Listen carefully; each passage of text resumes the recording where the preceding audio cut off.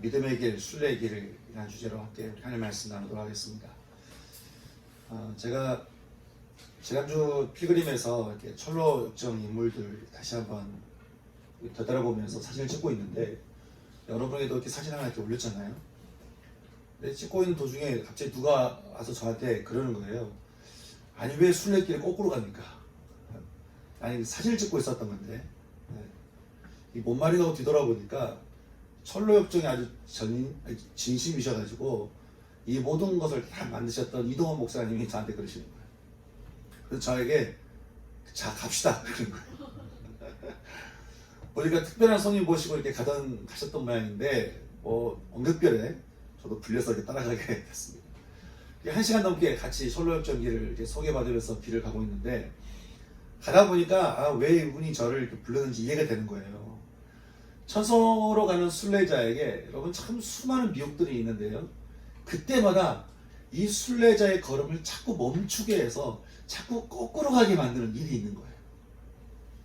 마치 세상을 사랑해서 돌아가 버렸던 대마와 같이 세상을 사랑하다가 뒤를 돌아보면서 소금 기둥이 되어버렸던 롯의 아내와 같은 일들이 순례길 곳곳 가운데 있는 것이죠. 그때마다 이동호 목사님이 저를 보면서 순례자는 거꾸로 가면 안 됩니다 그러는 거예요. 여러분, 지금도 우리가 참 이 믿음의 순례의 길을 우리가 가고 있는데, 여러분 얼마나 사단이 우리의 이 길을 방해하고 끝까지 가지 못하도록 얼마나 우리를 유혹하고 미혹하는지 모르는 것이죠. 그럴 때마다 여러분 우리는 어떻게 될까요? 사단이 우리 걸음을 자꾸 멈추게 하고 또 뒤로 가게 하고 이탈하게 하고, 하여간 믿음의 길을 가자고 얘기하면 그걸 딱 가면 되는데 그 가는 것에 말이 많은 거죠. 그리고 제대로 가고 싶은 마음이 내게 없는 거죠. 여러분 참 이렇게 계속 미혹하고 유혹할 때 우리는 어떻게 해야 될까요? 사도 베드로가 이렇게 말합니다. 형제들아, 만물의 마지막이 가까웠으니 너희가 이렇게 참 주저할 이런 날이 많지 않으니 너희는 정신을 차리고 근신하여서 기도하라는 거예요. 또 사도 바울이 말하죠. 우리는 다른 사람들과 같이 영적으로 잠들지 말자. 오직 깨어서 정신을 차리자. 자는 자들은 밤에 자고 취하는 자들은 밤에 취하되 우리는 낮에 속한 자들이 아니냐. 그러니 정신 차리고 우리가 전신 갑옷을 입자. 저는 지금도 순례길에 가는 저와 여러분의 이 길이 조금 더 뒤로 가거나 또 미혹되어 멈추는 일 없이 매일 구원의 투구를 쓰고 또 십자가 보혈의 피로 덮인 의의 흉배를 입고 우리 삶을 붙들어주는 진리의 허리띠를 꽉 메고 평화로 가는 신발을 신고 모든 사탄 마귀의 불화살을 막아내는 믿음의 방패를 들고, 그리고 영원한 우리에게 승리를 가져다주는 승리의 검, 그 성령의 검을 들고서 매일 전신 갑옷을 입고 끝까지 주님과 함께 순례의 길을 완주할 수 있는 저는 저와 여러분 될 수 있기를 소망하는 것입니다. 오늘 우리는 머나먼 순례길을 떠나던 바울이 아들 같은 디모데를 통해서 듣게 된 데살로니가 교회를 향해서 쓴 편지를 우리가 보게 되는데요, 바울은 이 편지의 첫 장에서 자신과 함께 순례길을 시작하게 되었던 데살로니가 성도들을 향해서 그렇게 말을 합니다. 우리는 여러분으로 인해서 항상 감사합니다. 데살로니가 교회 성도들에 대한 소식을 들으니까 바울이 말하기를 너무 하나님께 감사하다.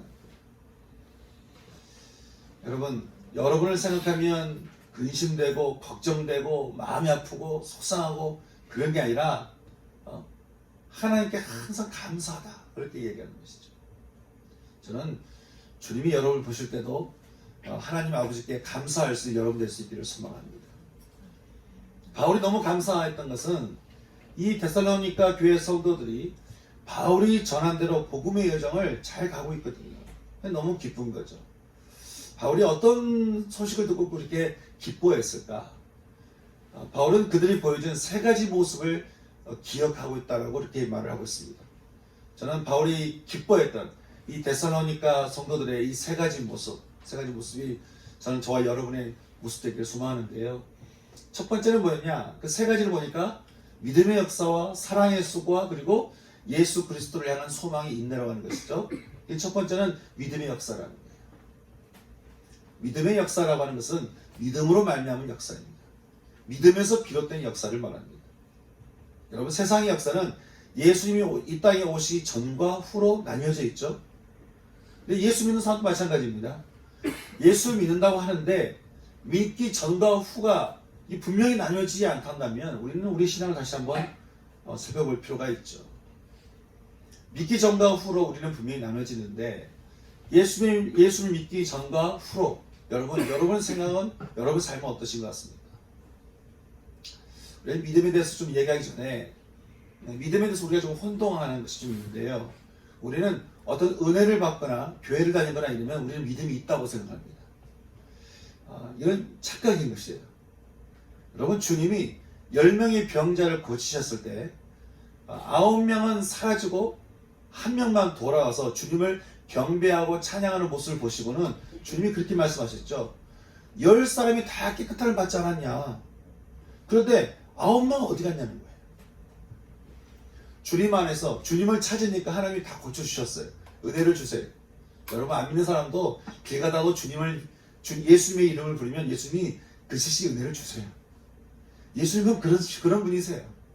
누구에게든지 은혜를 주시고자 하는 분이 예수님이세요. 주님 말씀하시길 이 사람 외에는 하나님께 영광을 돌리러 돌아온 자가 없는 거냐.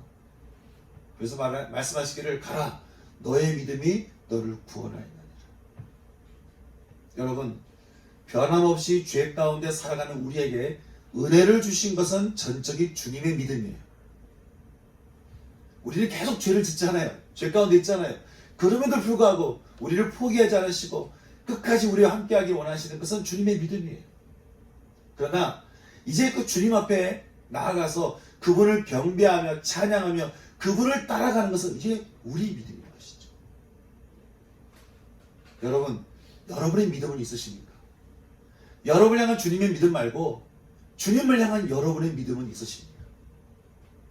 우리는 이번 제자도 책을 읽으면서 진짜 예수님을 따라가는 제자가 무엇인지, 여러분, 제자라는 말은 그리스도인이라는 말과 똑같은 말이에요. 제자는 어쨌든 좀 뭔가를 잘하는 사람이 아니죠.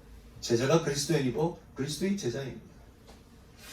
진짜 예수님을 따르는 사람이 어떤 사람인지, 그리고 뿌리를 내리는 제자의 삶이 무엇인지를 우리는 지금 배우고 있습니다. 여러분, 주님이 먼저 가셨고 제자들이 그 길을 따라갔으며, 제자도 이 책을 통해서도 우리가 배운 것처럼 우리 역시 함께 가야 될 길이 있다는 거예요. 그게 어떤 길이겠습니까? 계속해서 주님께서 우리를 보여주셨던 모습도 그렇고 제자들도 그렇고 이 책에서도 우리가 배울 수 있는 것은 바로 희생의 길입니다. 희생의 길. 여러분, 하나님이신 예수님이 우리를 찾아오셔서 십자가에서 은총을 베풀어 주신 것은 희생이었지 섬김이 아닙니다. 주님은 십자가에서 우리에게 모든 것을 다 내어주시면서 희생하셨습니다. 피 흘림이 없은즉 사함이 없느니라. 이 말씀대로 우리가 주에서 용서함을 받기 위해서 주님은 십자가에서 모든 피를 다 쏟아내시면서 희생하신 것이죠. 그리고는 그를 찾는 모든 이들에게 주님은 10명의 문둥병자들처럼 다 은혜를 베풀어 주셨습니다. 그런데 그렇다고 우리 믿음이 시작된 건 아닙니다. 주님은 은혜로 초대한 이들에게 주님께서 이렇게 말씀하셨죠. 바로 이제는 나를 따라오라는 거예요. 나를 따라오라. 내가 떠난 이 순례길 너희도 함께 같이 가자는 것이죠. 그러면서 너희가 나를 따라오려거든 주님은 두 가지 말씀하셨어요. 먼저는 자신의 옛사람을 부인해야 된다라고 말씀하십니다. 대개 보면 구원으로 초대받기 이전의 자신과 새롭게 초대된 지금의 자신 사이에서 이게 왔다 갔다 하신 분이 있어요. 완전히 초대되기 이전의 모습과 이제 예수님 초대받아서 구원을 받았잖아요. 구원의 모습을 사는 것이 아니라 사는 것 같기도 한데 이전에 가기도 하고 왔다 갔다 하시는 분입니다. 이게 어설프게 살아가는 신앙인들이 얼마나 많은지 모릅니다. 주님은요, 뜨겁지도 않고 차갑지도 않는 이런 신앙에 대해서요, 주님 말씀하시기를 그 삶을 멈추라고 말씀하세요. 그 삶을 멈춰라. 이것도 아니고 저것도 아닌 것에 멈춰라. 그러면서 그 옛자에 대해서 너희가 부인하라. 그것은 하나님이 창조한 우리 자신이 아니기 때문에, 그건 내가 아니기 때문에, 그 내가 아닌 모습을 가지고 계속 고집 속에 붙들지 말고 그것을 어떻게 해요? deny, 부인하라. 너희가 나를 따라오려거든 먼저 옛사람을 부인하라.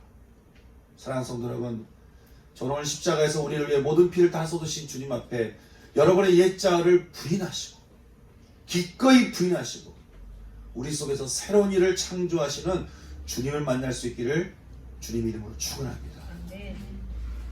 주님은 이처럼 옛사람을 부인하라고 하시면서 이제 날마다 자기 십자가를 지고 나를 따라오라고 말씀하셨습니다. 십자가를 지는 것은 희생을 말합니다. 우리의 열정과 우리의 시간과 우리의 소유와 우리의 재정까지도 언젠가 끝날지 모르는, 반드시 끝나는 이 땅을 위해서 우리가 살아갈 것이 아니라 영원히 펼쳐질 하나님의 나라를 위해서 십자가를 지고 희생의 순례길을 걸어가라는 거예요. 여러분, 신앙에서 희생을 빼면 신앙도 없는 거예요. 믿음에서 희생을 빼면 그 믿음도 없는 거예요.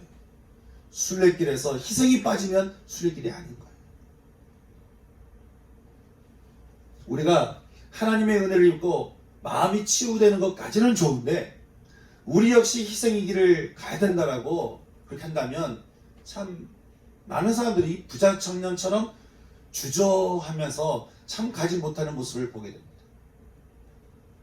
제가 철로역적에서도 보니까요, 크리스찬이 길을 가는 도중에 담을 넘어오는 사람을 만나게 됩니다. 그러니까 크리스찬이 물어요. 아니, 당신은 왜 담을 넘어옵니까? 저에게 이 길을 인도했던 전도자는 말하기를 반드시 좁은 길과 십자가의 길을 통과하지 않고는 순례의 길을 갈 수 없다고 했습니다. 그런데도 좁은 길과 십자가의 길은 가기 싫은 거예요. 그래서 쉬운 길을 찾아서 담을 넘어서려고 했던 이 사람을 보는데, 이 사람의 두 사람의 이름이 등장하는데, 두 사람의 이름이 어떤 사람이었는지 혹시 아십니까? 허례와 미선이에요. 허례와 미선. 허례라는 말 아시죠? 겉만 그럴싸한데 사실은 아무것도 아닌 거예요. 겉은 그리스도인인 것 같은데 사실은 아무것도 아닌 거예요. 이 좁은 길을 가는 걸 어려워하고 십자가를 길을 가는 것을 거부했다. 그래서 자꾸 쉬운 길만 자꾸 가려고 하는 그 길을 가는 사람의 이름이 그렇다는 것이죠. 여러분, 우리가요, 옛자를 부인하고 자기 십자가를 지고 주님을 따라가면 겉으로 보기에는 세상과 좀 다른 길을 가니까 좀 어리석어 보이고 힘들게 사는 것 같아 보이지만, 여러분, 순례길을 가는 자에게 주님이 주신 축복이 어떤 축복입니까? 여러분, 순례길을 가면 우리가 어떤 걸 경험하죠? 세상이 감당할 수 없는 벅찬 기쁨을 맞이하게 됩니다. 세상에서 우리에게 주는, 매스미디어가 우리에게 주는, 또 세상에서 우리에게 어떤 보상해주는 어떤 그런 기쁨하고 비교되지 않는 마음에서 벅차오르는 기쁨이 우리에게 주어지겠죠. 그리고 넘치는 소망이 있고요, 말할 수 없는 사랑이 이때에서 살아갈 수 있는 축복을 우리에게 주십니다. 여러분, 이 길이야말로 우리가 가야 될 믿음의 길이요 순례의 길이라고 하는 것이죠. 사랑하는 성도 여러분, 여러분 어떠십니까? 여러분은 예수 믿으신 다음에 지금까지 얼마나 믿음의 역사를 써내려 가고 계셨습니까? 여러분의 인생이 이제까지 예수 믿고 지금까지, 그게 10년이 됐든 20년이 됐든 몇 년이 됐든 간에 여러분은 믿음의 역사를 써내려가고 계십니까? 아니면 계속해서 불신의 역사를 써내려가고 계십니까? 아니면 이도 저도 아닌, 사실 불신이죠, 그것도. 여러분 어떤 역사를 써가고 계십니까? 어떤 역사의 흔적이 있으세요? 순종의 흔적이 있으십니까? 믿음의 흔적이 있으십니까? 아니면 계속해서 불순종했던 흔적이 있으십니까? 바울이 데살로니가 교회 성도를 보니까 그들에게 믿음의 역사가 있는 거예요. 믿음의 흔적들이 있는 거예요. 그 삶을 보니까 믿음의 흔적들이 있어서 바울이 그 소식을 들으니까 너무 기쁜 거예요. 하나님에 대한 그 믿음을 가지고 살아가는, 그래서 그 벅찬 기쁨과 그 소망을 가지고 사랑이 잇대어 살아가는 그 성도들의 모습을 보니까 바울이 너무 기쁘다라고 하는 것이죠. 저는 바울이 봤던 이 기쁨이 저는 우리 가운데서도 있을 수 있는 기쁨이 될 수 있기를 소망합니다. 두 번째 바울이 데살로니가 교회를 향해서 감사한 마음을 가졌던 것은요, 사랑의 수고였습니다. 이것은 믿음의 역사를 가진 사람들에게 자연스럽게 나타날 수밖에 없는 그런 현상인데요. 여기 사랑이라고 하는 이 단어는 우정이나 이성적 사랑을 뜻하는 이렇게 필리아나 에로스가 아니라 무조건적인 사랑을 뜻하는 아가페를 말합니다.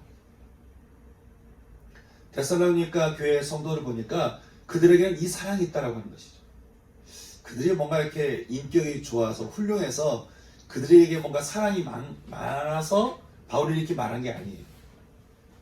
그들 가운데 이 믿음의 역사가 있다 보니까 그리스도라는 그 믿음의 역사 안에서 하나님께서 베풀어 주신 그 아가페적인 사랑에 잇대어서 그들이 살고 있기 때문에, 그들 가운데 십자가 예수님의 그 사랑이 그들 가운데 있기 때문에 그들이 누구에게 하는 사랑은 다 아가페적인 사랑이다.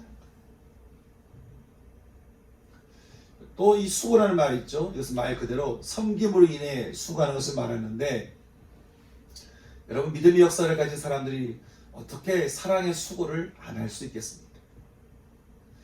우리는 사랑을요, 내가 이해하는 정도로 하는 필리아의 정도 사랑을 우리는 그 정도 이만하면 되지 않겠나 라고 우리는 생각하기 쉽습니다. 근데 여러분, 주님이 우리를 사랑할 때 필리아 정도, 그냥 우정 정도로 우리를 사랑하셨다 한다면 주님은 결코 인간의 몸을 입고 이 땅에 오시지 않았습니다. 하나님의 사랑은 냄새나는 우리의 죄를 다 품으시고 우리를 안으시고, 그리고 우리 모든 죄를 깨끗이 씻어주시는, 우리를 자유케 해주시는 그 아가페적인 사랑으로 우리를 사랑하시는 것이죠. 여러분, 우리가 이 주님의 사랑이 잇대어서 이 아가페적인 사랑을 우리가 품게 되잖아요. 그러면 이것을 품으면 품을수록 재밌는 현상들이 일어납니다. 아가페적인 사랑을 품고 사람들을 다가가면 내가 옳고 그름이라는 이 기준이 사라지기 시작해요. 어떤 판단을 뛰어넘게 됩니다. 그리고 뭔가를 자꾸 옳고 그름을 따지던 우리의 모든 습관에서 우리가 자유케 되는 것을 우리가 보게 되는 것이죠. 기준이 낮아지고 판단하는 그 판단에서 사라지게 되니까 내가 사람을 사랑할 수 있는 범위가 넓어지게 되는 것이죠. 여러분, 우리의 사랑 역시 필레오나 에로스적인 사랑을 넘어서 우리가 아가페적인 사랑으로 우리가 서로를 사랑하게 된다면 여러분 어떻게 될 것 같습니까? 우리가 공동체 안에서도 그렇고요, 또 가정에서도 남편과 아내가 가정이 어떤 그런 다른 사랑을 뛰어넘어서 서로 우리가 이 아가페적인 사랑이 잇대어서 서로에게 아가페적인 사랑을 나눌 수 있다고 한답니다. 여러분, 우리가 우리의 사랑이 어떤 모습으로 이겠습니까? 서로에게 참 무조건적이고 무비판적이며 그렇게 무조건적인 그런 사랑을 함께 우리가 하는 그런 사랑을 할 수 있다고 한다. 여러분, 그 수고가 아닌 것이죠. 우리가 예수를 모시고 살잖아요. 그러면 우리는 예수님의 아가페가 나를 살리고 나를 통해 다른 이들을 살리는 것을 보게 됩니다. 사람을 살리는 게 수고라면 수고의 인생인 것이죠. 바울이 보기에 데살로니가의 성도들에게 이 아가페 사랑이 보이더라는 거예요. 그러니 너무 감사하고 또 감사하다고 하는 것이죠. 세 번째, 데살로니가 성도들에게 보았던 것이 있었습니다. 바로 소망의 인내였습니다. 데살로니가 성도들이 가졌던 소망이 있었습니다.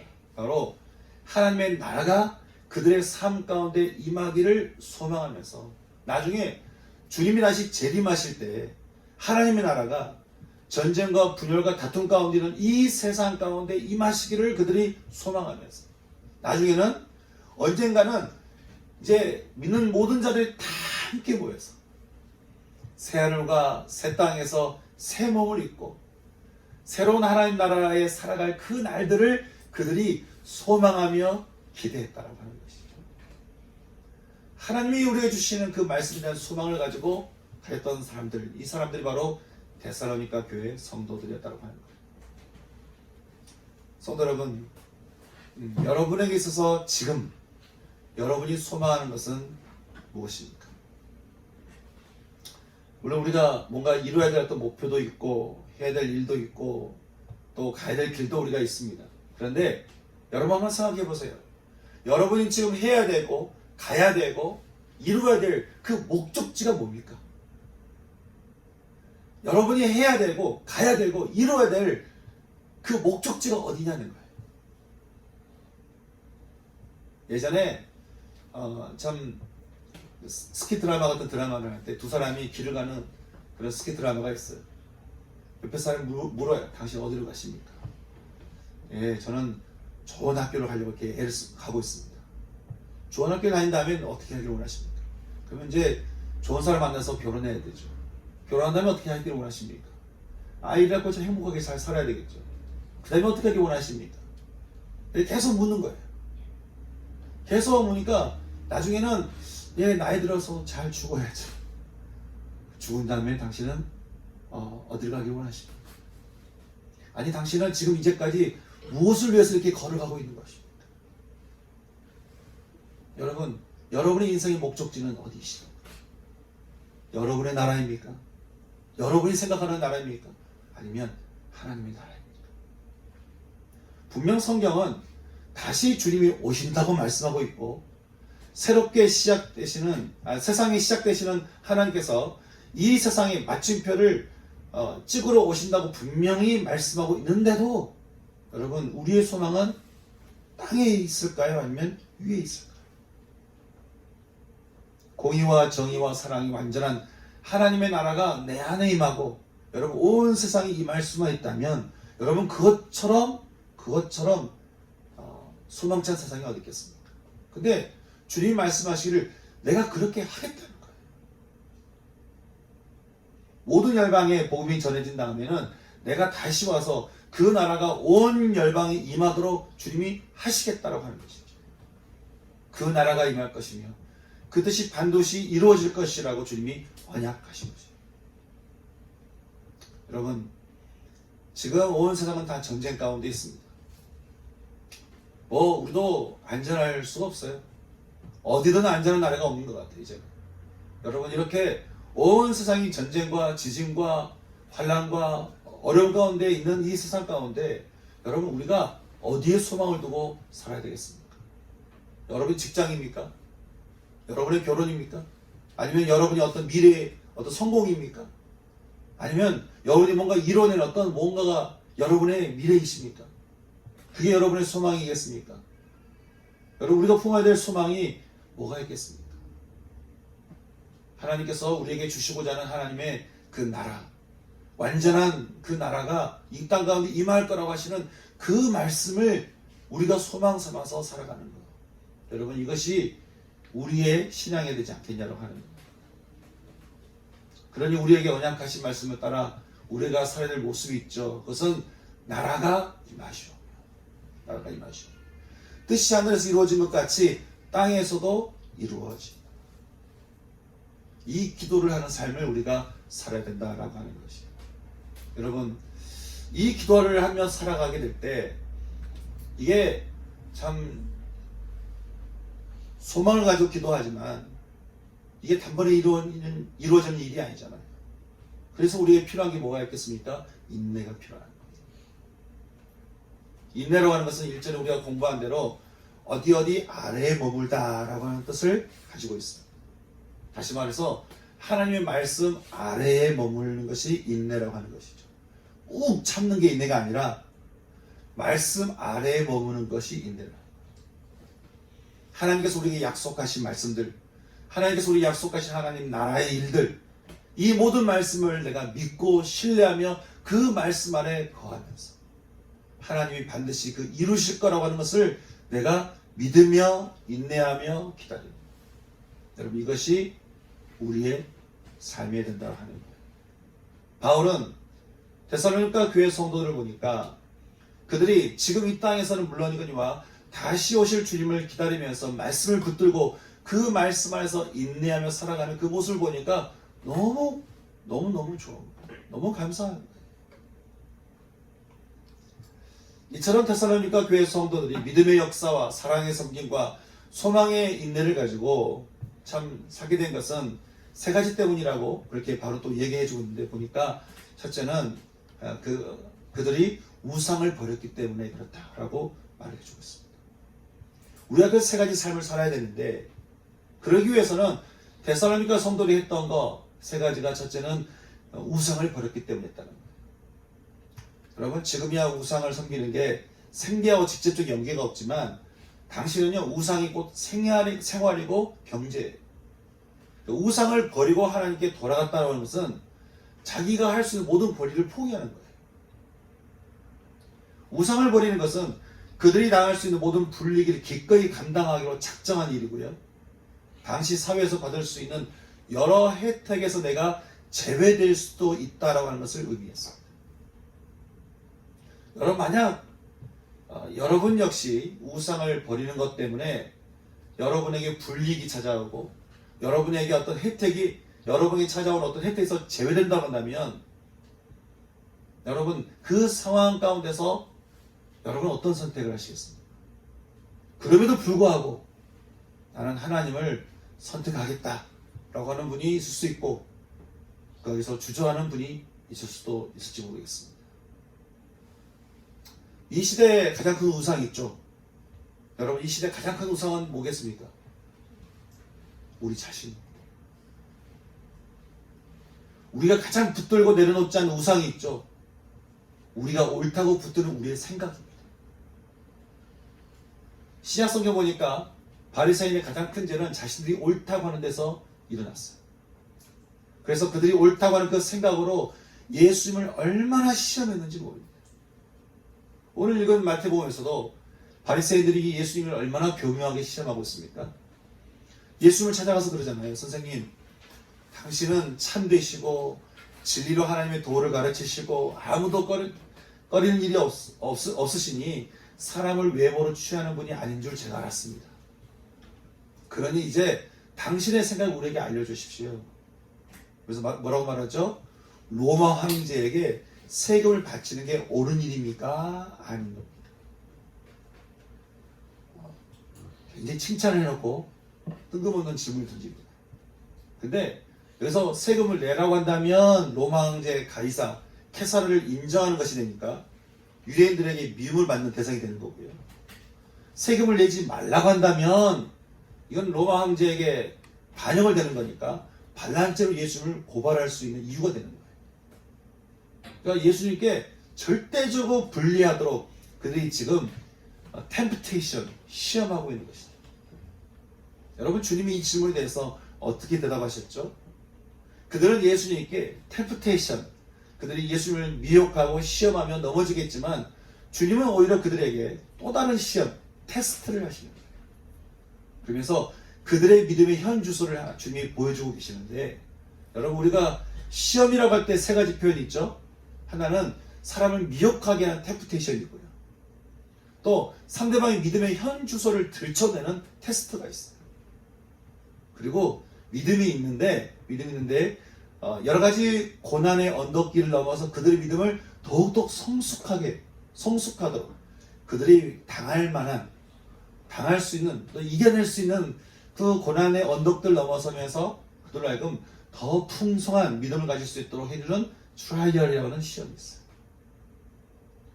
바리새인들은 지금 주님을 템프테이션, 주님을 미혹하게 하는 시험을 하는 것이죠. 시험을 이렇게 던진 것이죠. 근데 주님은 의의 주님이시잖아요.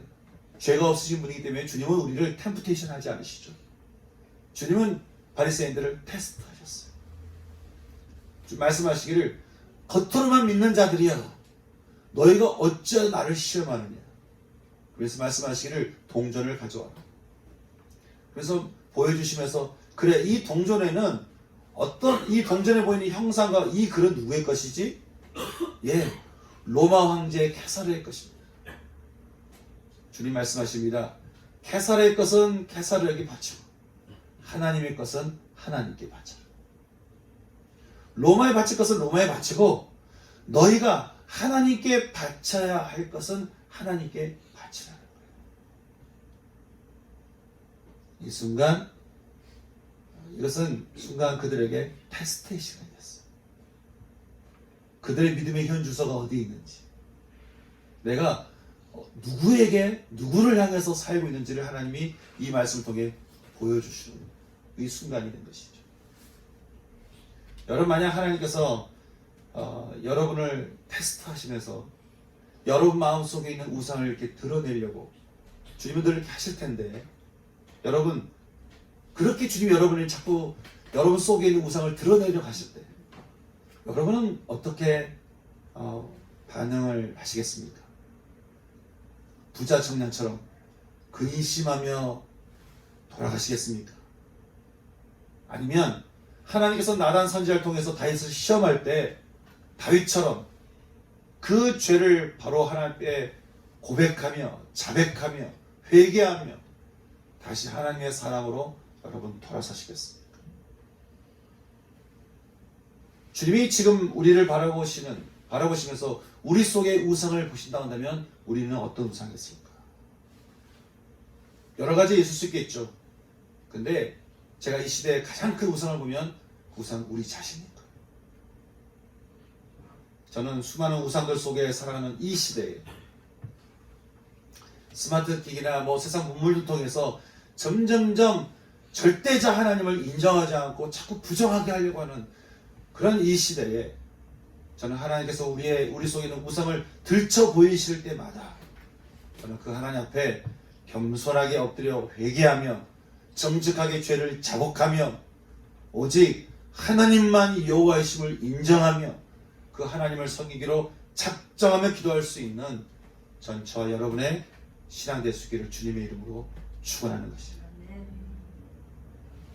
바울은 이들이 믿음의 역사와 사랑의 섬김과 소망, 인내의 신앙을 가지게 된 데에는 두 번째로 그들이 이제는 하나님을 섬기는 자가 되었기 때문이라고 말하고 있습니다. 우리는 하나님을 섬긴다고 할 때 다분히 우리의 힘과 지혜와 우리의 어떤 뭔가 능력으로 우리가 한다고 생각하기가 쉽습니다. 또 그럴 때가 있었어요. 하나님 섬긴다고 할 때 뭔가 준비를 많이 하면 잘 섬길 수 있다고 생각을 한 적이 있었습니다. 근데 여러분 하나님은 우리가 아무도 없어도 하나님 일을 다 하세요. 하실 수 있는 분이세요. 굳이 우리가 필요한 게 아니에요. 우리가 있어야 되는 것도 아니에요. 오늘 우리가 읽었던 이사야서 말씀 보면서도 우리가 알 수 있잖아요. 이사야서 오늘 말씀이 한 사람이 등장하죠. 고레스가 등장합니다. 이사야 선지자보다 무려 150년 뒤에나 태어날 사람입니다. 150년 뒤에 태어날 사람을 그것도 페르시아 첫 번째 황제의 이름을 끄집어내면서 그가 비록 나를 알지 못해도 내가 그에게 칭호를 줘서 그로 하여금 내 일을 하게 할 거라는 것이죠. 왜냐하면 하나님은 빛도 만드시고 어둠도 만드시고 평안도 지으시고 환난도 창조하시니 하나님은 모든 일을 행하실 수 있는 분이기 때문에 그렇다는 거예요. 그러니 하나님께서는 기꺼이 당신의 일을 당신의 뜻대로 다 하실 수 있는 분인데 근데 왜 우리를 당신의 일로 우리를 초대하고 계십니까? 그것은요 여러분 하나님의 영광 가운데 우리가 함께 참여하도록 주님께서 우리를 부르신다는 거예요. 우리가 하나님을 섬기는 것은요 하나님의 영광에 참여하는 거예요.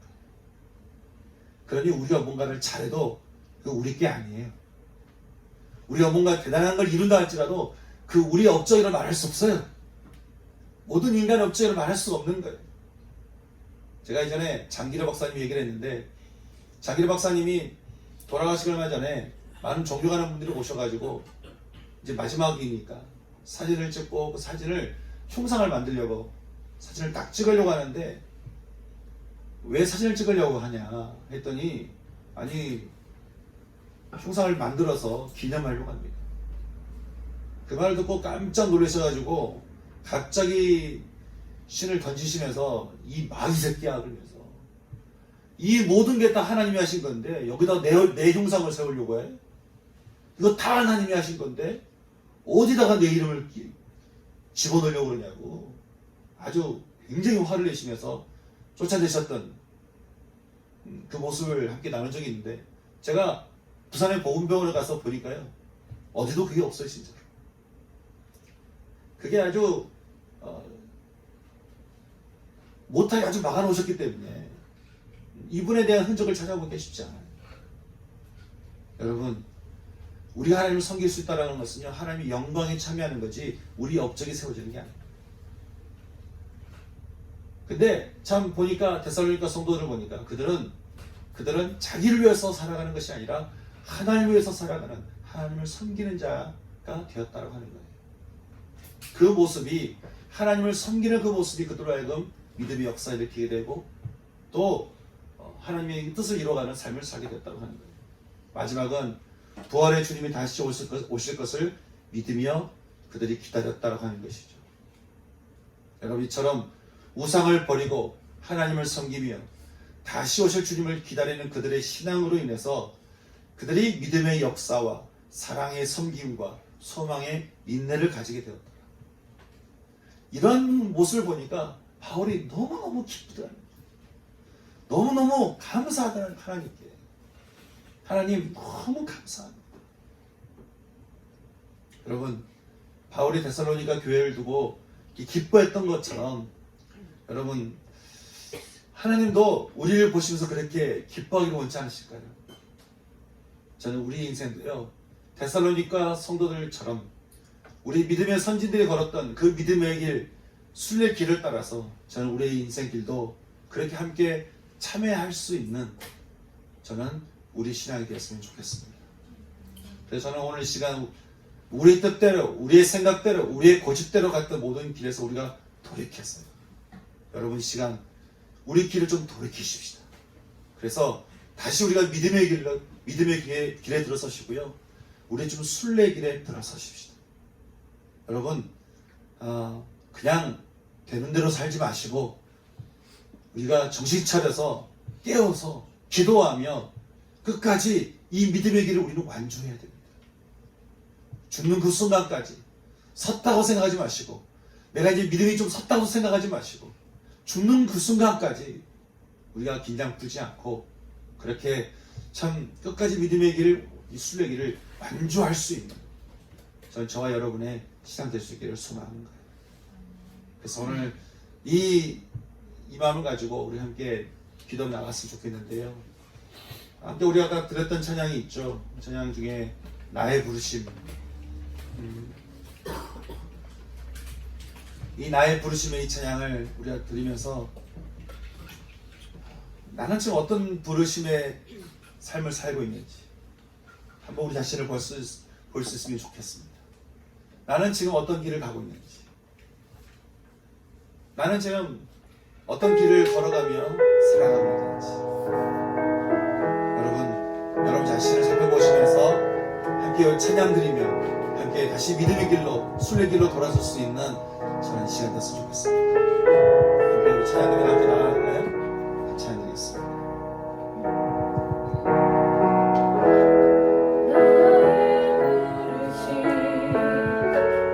나의 영원한 소망, 예수님의 형상